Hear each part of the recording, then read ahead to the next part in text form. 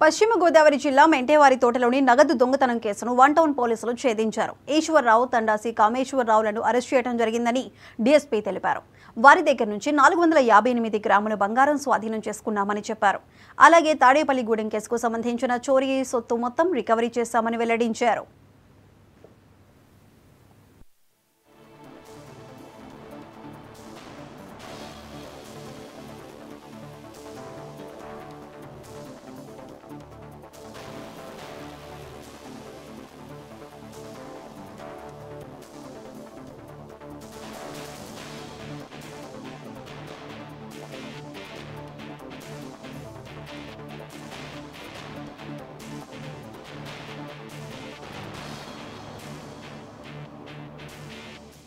చేయడం జరిగింది.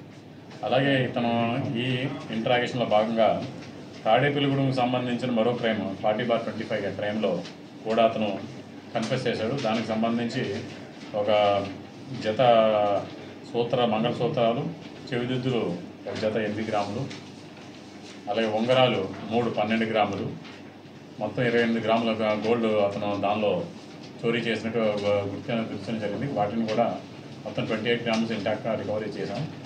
Total worth of 1,80,000 rupees worth of gold and silver మనం రికవరీ చేయడం జరిగింది. ఇతను హ్యాబిచువల్ అఫెండర్ ఎవరు, ఈ సింగం మన నగర సింగం పొడి ఈశ్వరరావు అనే హ్యాబిచువల్ అఫెండర్. ఇతనికి 3 జిల్లాల్లో మనకి కేసులు ఉన్నాయి. అదే మనకి రాజోలు, ఈస్ట్ గోదావరి మానసీమ రాజుల్లో ఉన్నాయి. అలాగే మన ఏరియాలో గుండ్రాజవరం, ఈస్ట్ గోదావరిలో ఉన్నాయి.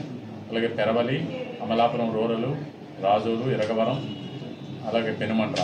ఈ పాత కేసులు, ఈ అన్ని కేసుల్లో కూడా అతను ఇంతకుముందు శిక్షలు అనుభవించి ఉండాలి. అతను హ్యాబిచువల్ అఫెండర్, సీనియర్ అఫెండర్. దీనిలో మన జిల్లా ఎస్పీ గారు అజ్ఞాన నయమస్మి గారు రెగ్యులర్గా ఈ అఫెన్స్లన్నింటి మీద కూడా రెగ్యులర్గా డ్రైవ్ చేస్తున్నాను. అందరి చేత సెపరేట్ టీమ్స్ ఫామ్ చేసి మన సబ్ డివిజన్లో దాదాపుగా సిసిఎస్ టీం కాకుండా మా సబ్ డివిజన్లో 3 separate teams, crime teams form చేసాం.